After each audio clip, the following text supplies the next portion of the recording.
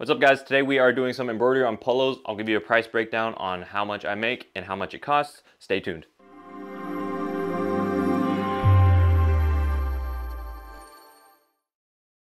Alright guys, so today I have a bunch of these polyester polos. I think they are 100% polyester.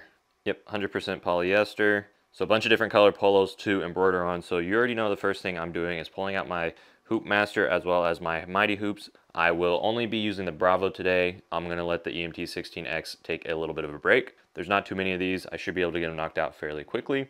Other than that, the other supplies I need is going to be the stabilizer. I like to use this thicker 3-ounce stabilizer. This is cut away. I am primarily going to be using white for the lighter colors and the red, but there are a couple black ones I'll use this black stabilizer for just to make it a little bit nicer.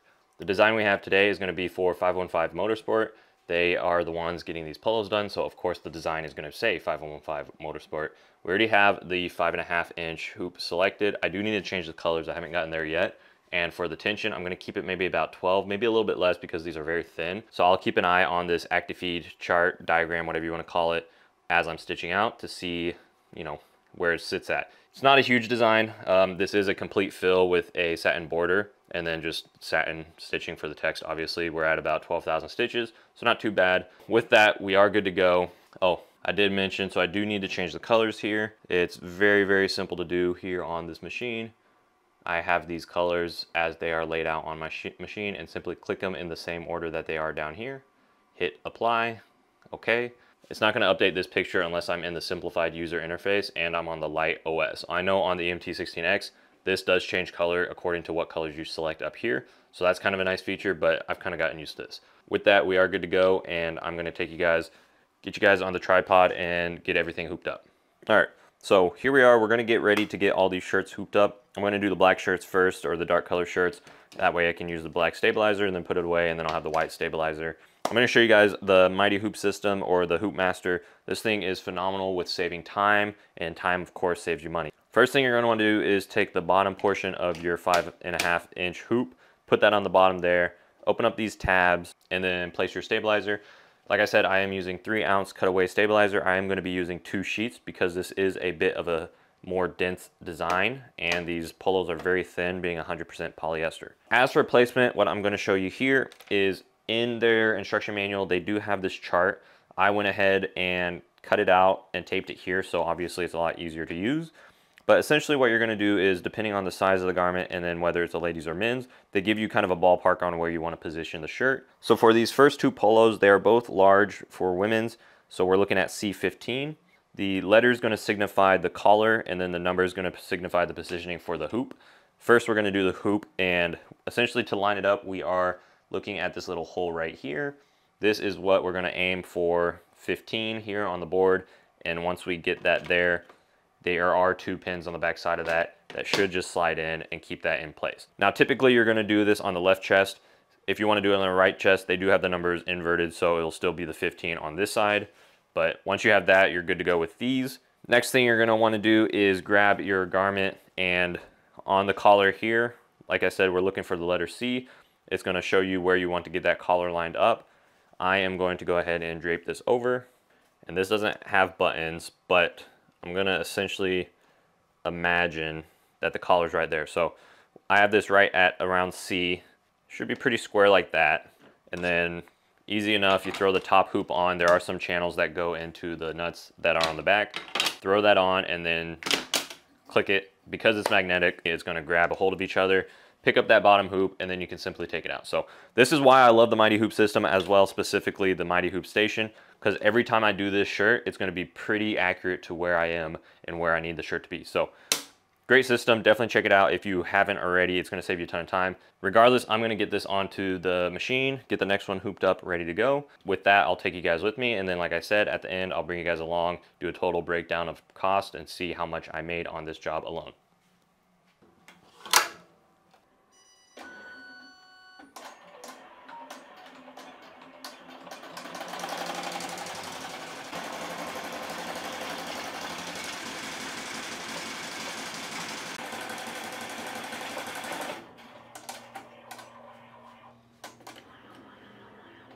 All right, I'm actually going to stop it here because when I was showing you guys the colors, So I do need to change the colors here. It's very, very simple to do. I blindly selected the two colors that I saw here, which were correct for the actual design, red and black. However, I need to switch that over to red and white because this is a black shirt and we're inverting the black to a white. So again, this doesn't change here, and that's one of the things I thought I was used to. I said I was used to, but when you are doing different colors than what's actually in the design, it's a little bit of a hazard. One thing you can do if you are on one of these, on an OS Lite or a Lite version, is restart this in Bravo UI. I'm going to show you this real quick just because I almost messed it up. But so see here, it's going to have the same colors. All the information is going to still carry over.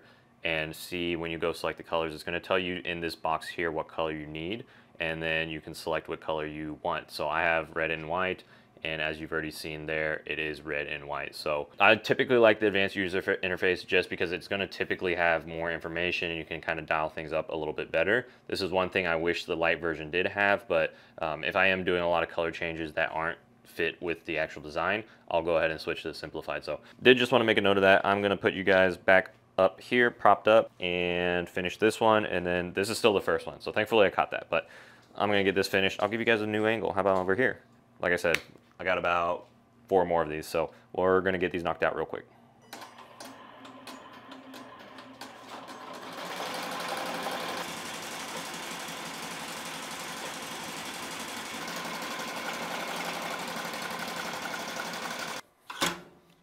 Cool. This is why I like to get these pre-prepared. I can just throw that on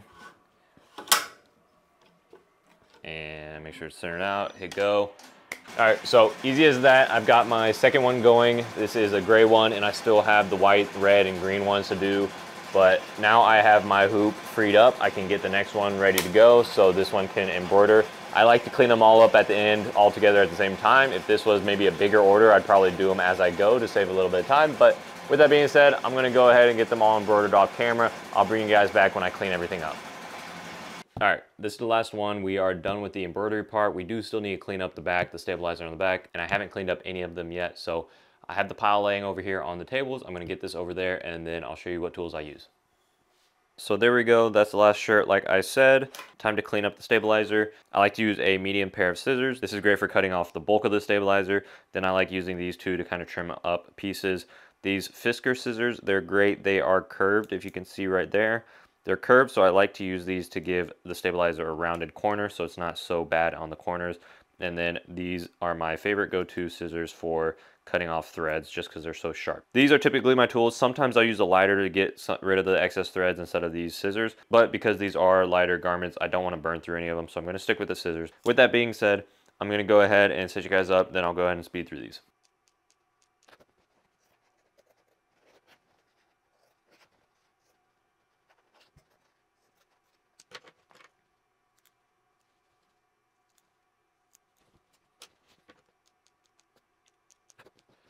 Cool, so we are done there. I went ahead and cut the threads on the back. You don't necessarily have to. I just like it so it doesn't scratch people.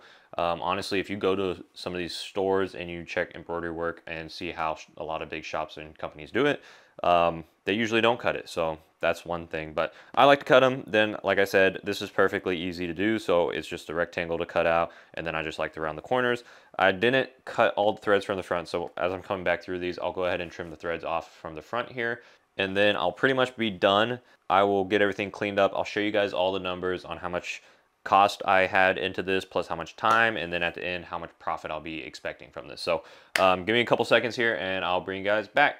All right, so I am finished with everything. Everything's all cleaned up. They're ready to bring to the customer. I went ahead and did all the math. Essentially it took about a little less than 2 hours. That's because I was also filming too. If I honestly, if I was just running these on the machine without filming or taking stops or anything like that, probably an hour, a little more than an hour. The actual cost that goes into this, the direct cost, is going to be the stabilizer, the bobbin thread, and then the actual thread itself.